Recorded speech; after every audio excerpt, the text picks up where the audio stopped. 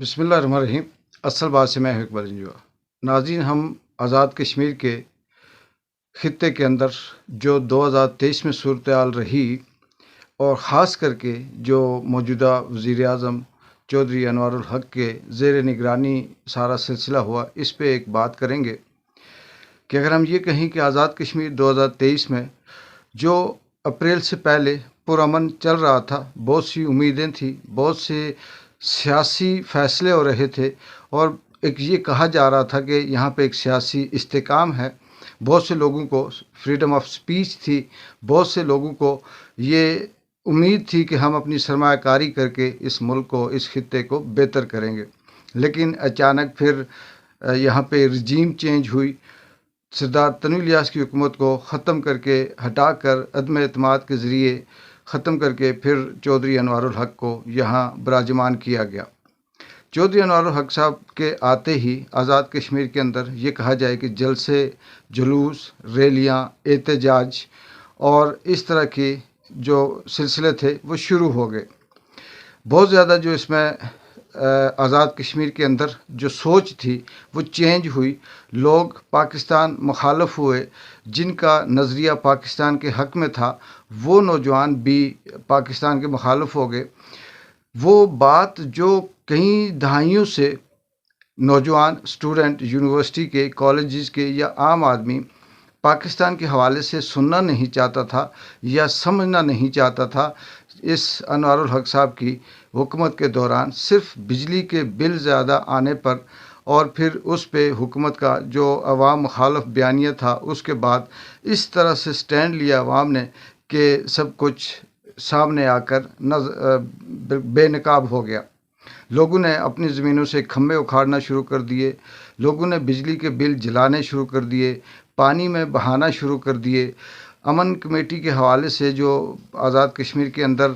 ایک احتجاج شروع ہوا، اس احتجاج نے پورے آزاد کشمیر کو ایک کر دیا، تمام سیاسی نظریات رکھنے والوں کو اپنی اپنی جگہ پہ متحد کر دیا، اور آزاد کشمیر کے اندر جو ایک آواز تھی وہ جو بکھری ہوئی تھی مختلف پلیٹ فارم پہ، وہ ایک ہو گئی۔ اس آواز کو ایک ہونے سے آزاد کشمیر کے اندر وہ جو برسوں سے کام کیا جا رہا تھا کشمیر کے حوالے سے، لوگوں کو بتایا جا رہا تھا کشمیر کی تاریخ یا کشمیر کی جو ساورنٹی ہے یا کشمیر کے جو احساسیں ہیں، جو اس کے وسائل ہیں، اس سے لوگ آنکھیں چراتے تھے۔ لیکن اس ایک سال میں انوار الحق صاحب کی حکومت آنے کے بعد لوگ ان سے آگاہ ہو گئے۔ تو یہ کہا جائے کہ یہ جو انوار الحق صاحب کا پیریڈ تھا، اس دوران احتجاج، جلسے، جلوس اور ریلیوں کے ساتھ ساتھ عوام بپھرنا، سڑکوں پہ آنا، مہنگائی کا طوفان، آٹے کی لائن میں لگانا، یہ سارے کا سارا اس حکومت کے حصے میں آتا ہے۔ اور اس سے اگر ہم یہ کہیں کہ لاقانونیت کے حوالے سے اگر یہ دور رہا اس کا 2023 میں، تو غلط نہ ہوگا۔ وہ لوگ، وہ عوام جو سردار تنویر الیاس کی حکومت کے دوران کوہالے کا آٹا جسے کہتے ہیں یہ لینے سے انکار کرتی تھی، اور وہ اس قیمت پہ فائن آٹا اسلام آباد یا پنڈی سے جو آتا تھا وہ لیتے تھے، لیکن پھر حکومت جیسی ختم ہوئی، وہ تمام سبسیڈیز، وہ سہولتیں ختم ہو گئی، اور پھر اب عوام کو وہ آٹا جو باسی ٹکڑوں کو پیس کر بنایا جاتا ہے، جو کسی بھی طرح سے اگر اسے کھائے تو بعض دفعہ اتنا ناقص قسم کا وہ آٹا ہوتا ہے کہ اسے روٹی پکتی نہیں ہے، لیکن عوام کو وہ لینے کے لیے بھی نہ صرف لائنوں پہ لگنا پڑتا ہے بلکہ اس کے لیے ذلیل و خوار ہونا پڑتا ہے،